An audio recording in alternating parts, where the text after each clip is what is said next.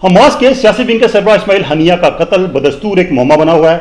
31 जुलाई 2024 की रात 1 से 2 बजे के दरमियान तेहरान के हाई सिक्योरिटी जोन में दरअसल हुआ क्या था, कुछ अहम तफसीलात शेयर करेंगे। हमारे साथ रहेगा, मैं हूं सरफराज राजा।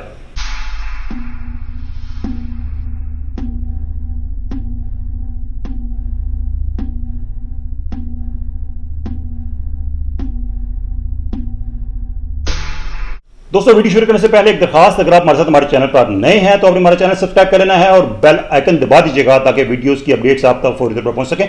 और दोस्तों, एक और दरखास्त कि सोशल मीडिया पे हमेशा अच्छे कंटेंट को प्रमोट और सपोर्ट करें। तो दोस्तों, 31 जुलाई 2024 बुध का रोज रात को 1 से 2 बजे के दरमियान तेहरान के हाई सिक्योरिटी जोन में एक रिहायशगाह में धमाके की आवाज आई। उसके बाद कुछ लोगों ने एक्स फॉर्मर ट्विटर पे लिखा कि तेहरान में कुछ धमाकों की आवाज़ें आई हैं, और उसके थोड़ी ही देर के बाद इस बात की तस्दीक कर दी गई कि हमास के सियासी विंग के सरबराह इस्माइल हनिया को उनके बॉडीगार्ड समेत कत्ल कर दिया गया है। लेकिन ये हुआ कैसे? कई रोज़ गुजरने के बाद भी तफसीलात सामने नहीं आई, किसी ने इसकी जिम्मेदारी कबूल नहीं की। इसराइल जिस पर इल्ज़ाम है, जिस पर शक है, ईरान कह रहा है कि इसराइल ने ये कत्ल करवाया, उनकी तरफ से भी खामोशी है। अमेरिका की तरफ से भी कहा गया है कि वो इस बयान पर तबसरा नहीं करते, उनका इस कत्ल से कोई ताल्लुक नहीं। लेकिन दरअसल हुआ क्या था? इस कत्ल की तस्दीक के बाद जितनी भी मालूमात थी, तमाम की तमाम मालूमात को खुफिया रखा गया है। उस मुकाम की तफसीलात भी ऑफिशियली जारी नहीं की गई, ना ही कोई वीडियो जारी की गई है। एक तस्वीर सोशल मीडिया पर जारी हुई है जिसके बारे में कहा जा रहा है कि ये दरअसल वो रिहायशगाह है जहां पर इस्माइल हनिया को कत्ल किया गया, लेकिन इसकी भी सरकारी सतह पर तस्दीक नहीं हुई। हमला कैसे हुआ, कैसे कत्ल किया गया, इस बारे में भी मुख्तलिफ बातें सामने आ रही हैं। अब तक की सबसे अहम ऑथेंटिक बात, जिसको ऑन भी काफ़ी हद तक किया जा रहा है, वो ये है कि एक छोटे मिसाइल स्मॉल रेंज प्रोजेक्टाइल के जरिए उनको टारगेट किया गया और किसी करीबी इमारत से उनको टारगेट किया गया। लेकिन उनकी मौजूदगी की तस्दीक कैसे हुई, इस वाले से बताया जा रहा है कि उनके व्हाट्सएप में एक स्पाईवेयर इंस्टॉल किया गया था और उसके जरिए उनकी लोकेशन को ट्रेस किया गया और उन्होंने अपने बेटे से बात की और जैसे ही उनकी बात खत्म हुई बेटे से, उनको टारगेट कर दिया गया। ये तो एक दावा है जिसके बारे में कहा जा रहा है कि ऐसे हुआ, और इसकी ईरान की तरफ से भी अनऑफिशियली तस्दीक की जा रही है। कहा जा रहा है कि उनको एक मिसाइल के जरिए निशाना बनाया गया। लेकिन अमरीकी अखबार न्यूयॉर्क टाइम्स ने एक और दावा कर दिया है। वो दावा यह है कि उनको दरअसल धमाका खेज मवाद के जरिए उड़ाया गया, और इस बारे में बताया गया है कि उनके कमरे में जहां उनकी रहायश थी, जहां उन्होंने ठहरना था, वहां पर 2 महीने पहले ही धमाका खेज मवाद रख दिया गया था और इसके लिए ईरानी एजेंट्स को इस्तेमाल किया गया। और ईरानी एजेंट्स की जो मूवमेंट है, जो उनकी रहायशगाह में उनका आना जाना है, उसको सीसीटीवी कैमरे में देखा जा सकता है। लेकिन इस दावे की तस्दीक नहीं हुई, बल्कि इसको मुस्तरद कर दिया ईरान की जानिब से, और पासदारान इनकलाब ने भी इसको मुस्तरद कर दिया गया है कि उनको किसी धमाका खेज मवाद के जरिए उड़ाया गया। अभी तक तस्दीक नहीं हो पा रही, लेकिन यह बात कि उनको एक मिसाइल के जरिए निशाना बनाया गया, इसकी काफी हद तक अनऑफिशियली तस्दीक की जा रही है कि वाकया ऐसे ही हुआ। इसके अलावा ड्रोन के जरिए या धमाका खेज मवाद के जरिए उनको निशाना बनाया गया, इसकी तरदीद की जा रही है ईरानी हुकाम की जानिब से।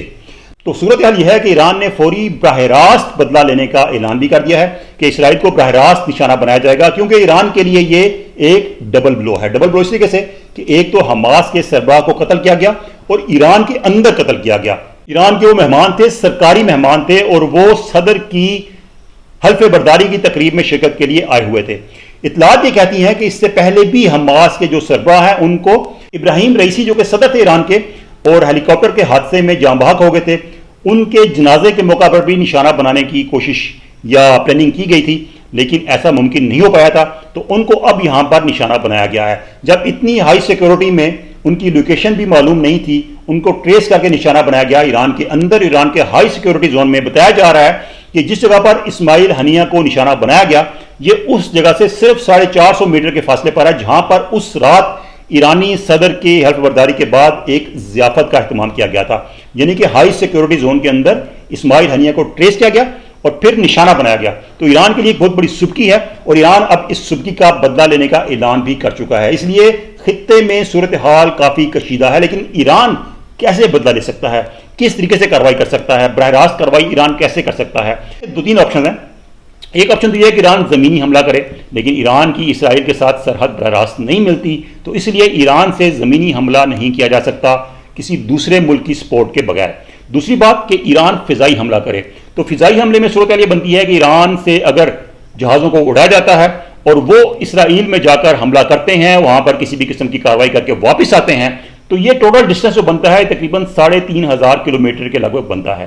اب اتنی کنٹینیوس فلائٹ کے لیے جہاز میں فیول کیپیسٹی نہیں ہوتی، جو چھوٹے جہاز ہوتے ہیں، جو لڑاکا طیارے ہوتے ہیں، کہ اتنی زیادہ وہ فلائٹ بغیر فیول بھروائے راستے میں کر سکیں، تو اس لیے اس بات کو بھی امکانات میں قرار نہیں دیا جا رہا کہ ایران سے براہ راست جہاز اڑیں اور وہ اسرائیل پر حملہ کر کے واپس آ جائیں۔ اس کے لیے بھی کسی دوسرے ملک کی جو بیچ میں ملک ہیں ان کی سپورٹ کی ضرورت ہوگی۔